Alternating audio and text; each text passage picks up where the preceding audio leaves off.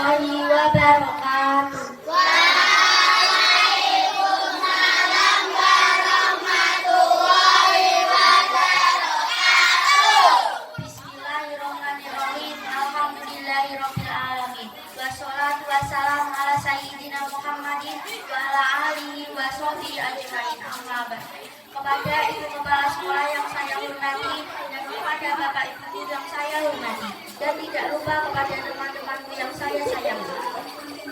Segala puji stasi untuk kita panjatkan kepada Allah yang Maha Kuasa, Pengasih dan Penyayang.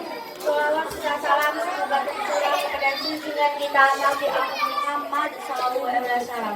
Sahabat yang setia dan pengikutnya, semoga kita mendapat syafaatnya. Allahumma amin. Saudara-saudaraku yang dimuliakan Allah, pada kesempatan kali ini saya akan menyampaikan kisah singkat tentang kedaulatan iman atau cinta tanah air sebagian dari iman. Tanah air Indonesia adalah seluruh bumi Indonesia yang terdiri dari lautan dan daratan, dari Sabang sampai Merauke. Saudara-saudaraku yang dimuliakan Allah, cinta tanah air yang mana kita sebagai bangsa Indonesia harus menanamkan jiwa dan cintanya terhadap tanah air Indonesia, serta menghormati jasa para pahlawan Indonesia yang telah berjuang demi kemerdekaan Indonesia. Saudara-saudaraku yang berbahagia, ada suatu istilah, Bulan Minal Iman atau cinta tanah air sebagian dari iman. Kecintaan Nabi Muhammad terhadap tanah air Mekah yang ketika Nabi meninggalkan kota Mekah menuju Madinah, dan Nabi berkata, sesungguhnya engkau Mekah adalah bumi Allah yang paling aku cintai. Seandainya bukan orang-orang yang tinggal di Mekah yang mengusirku, aku tidak akan pernah meninggalkannya. Saudara-saudaraku yang dimuliakan Allah, sebagai bentuk cinta terhadap tanah air, mari kita bernyanyi bersama-sama. Ya lal waton, ya lal waton, ya lal waton, hubul waton minal iman, walatun minal iman, innahu alal waton, ya lal waton, ya lal waton, ya lal waton, hubul waton minal iman, walatun minal iman, innahu alal waton. Indonesia negeriku, engkau panji martabatku. Siapa datang mengancammu, binasa bawa durimu. Siapa datang mengancammu, binasa bawa durimu. Sebagai generasi muda yang milenial, marilah kita terapkan rasa cinta terhadap tanah air, bukan hanya cinta terhadap gaya-gaya darat yang tiada guna dan cintanya sementara.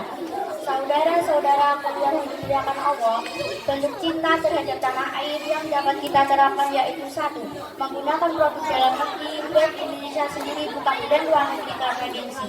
2. Belajar dengan tekun sehingga berprestasi pada bidang yang disenangi. 3. Menjaga kebersihan lingkungan dan kebersihan diri, karena kebersihan sebagian dari iman. Saudara-saudaraku yang dimuliakan Allah, demikian uraian singkat saya. Semoga kita menjadi anak yang soleh dan solehah, anak yang cinta terhadap tanah air Indonesia. Makan kupat tidak santan, menawi lempat mumpana bundar. Wassalamualaikum warahmatullahi wabarakatuh. Waalaikumsalam warahmatullahi wabarakatuh. Assalamualaikum warahmatullahi wabarakatuh.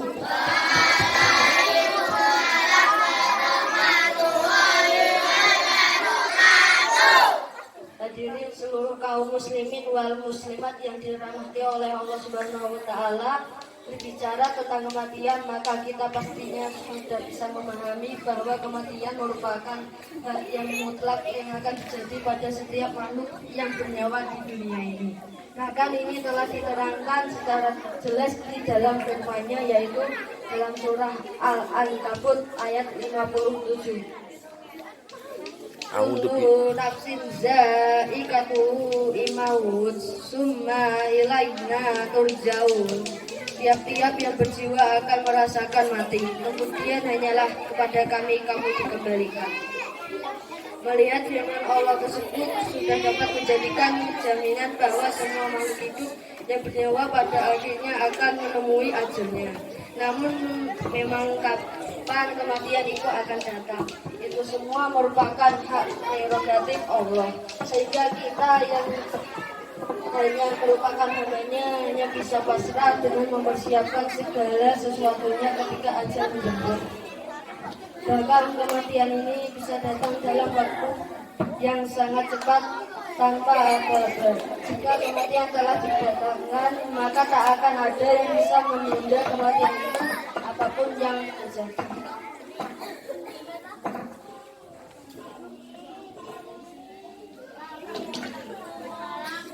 Dari saya, jika ada kekurangan, maafkan saya. Wassalamualaikum warahmatullahi wabarakatuh. Assalamualaikum warahmatullahi wabarakatuh.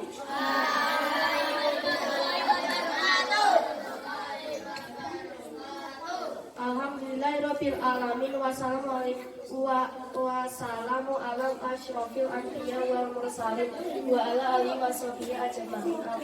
Yang terhormat, pertama-tama marilah kita panjatkan puji syukur kehadiran Allah Subhanahu wa taala yang telah Waalaikumsalam warahmatullahi wabarakatuh. Yang terhormat kepada Bapak Ibu guru serta teman-teman kelas 1 sampai 6 yang saya hormati dan yang saya banggakan. Pertama-tama marilah kita panjatkan puji syukur kehadiran Allah Subhanahu wa taala. Berkat karunia-Nya, nikmat dan hidayah yang telah diberikan kepada kita semua, kita dapat berkumpul di pagi hari ini yang cerah ini dalam keadaan sehat walafiat. Terima kasih saya ucapkan atas waktu dan tempat yang telah diberikan kepada saya untuk membacakan pidato singkat tentang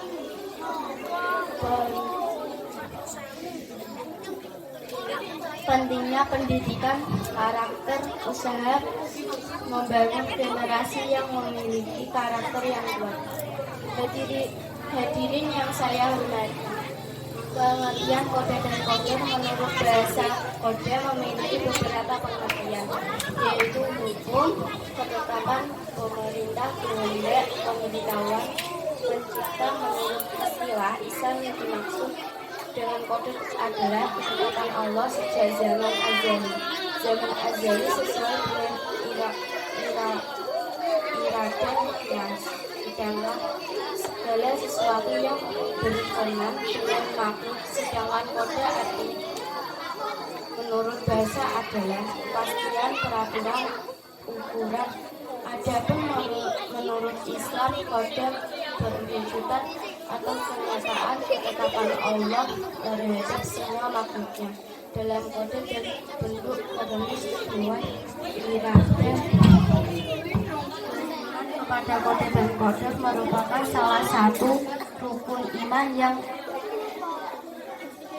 seseorang tidak sebenarnya kecuali beriman kepadanya. Ibnu Abbas pernah berkata, kode dan kode adalah barang siapa yang menyebut dan beriman kepada kode dan kode hidupnya sendiri, dan barang siapa yang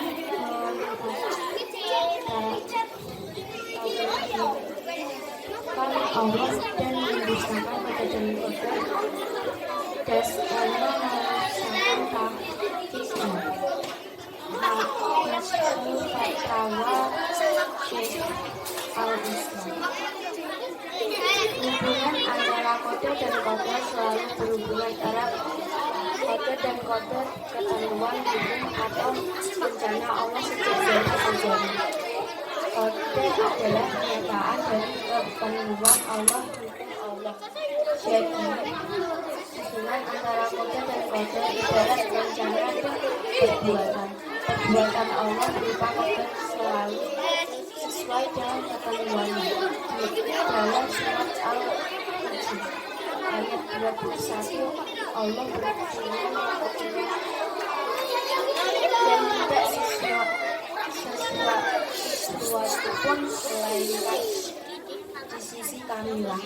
Kazanya, dan kami tidak menentukannya, melainkan dengan ukuran yang tertentu. Sebagai orang yang beriman, kita harus rela menerima segala ketentuan Allah atas diri kita di dalam sebuah hadis itu. Allah berfirman, artinya siapa yang tidak kepadaku dan tidak sabar terhadap rencanaku, aku minta atasnya, maka hendaknya menjadi selalu.